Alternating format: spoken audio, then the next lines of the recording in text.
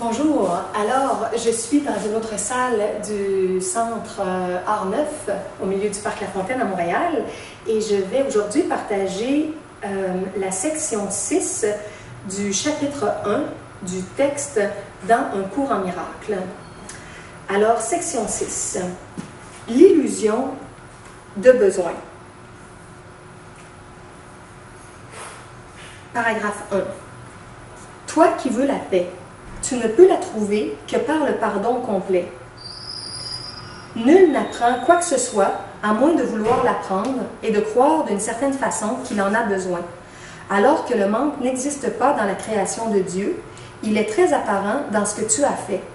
De fait, c'est la différence essentielle entre les deux. Le manque implique que tu te trouverais mieux dans un état en quelque sorte différent de celui dans lequel tu es. Jusqu'à la séparation, qui est la signification de la chute, rien ne manquait. Il n'y avait pas du tout de besoin. Les besoins ne surgissent que lorsque tu te prives toi-même. Tu agis conformément à l'ordre particulier de besoins que tu établis. Cela, en retour, dépend de ta perception de ce que tu es. Paragraphe 2. Le sentiment d'être séparé de Dieu est le seul manque que tu aies réellement besoin de corriger.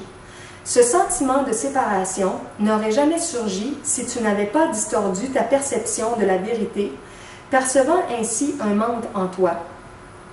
Si l'idée d'un ordre de besoin a surgi, c'est parce que, ayant fait cette erreur fondamentale, tu t'étais déjà fragmenté en niveaux avec des besoins différents. En t'intégrant toi-même, tu deviens un. En conséquence, tes besoins deviennent un. Des besoins unifiés conduisent à une action unifiée, parce que cela produit un manque de conflit. Paragraphe 3. L'idée d'ordre de besoin, qui suit de l'erreur originelle qu'on puisse être séparé de Dieu, demande correction à son propre niveau avant que l'erreur de même percevoir des niveaux ne puisse être corrigée.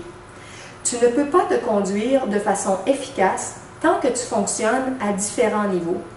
Toutefois, tant que tu le fais, la correction doit être introduite verticalement, de bas en haut. Cela parce que tu penses vivre dans l'espace où des concepts comme le haut et le bas ont une signification. En fin de compte, l'espace est aussi insignifiant que le temps.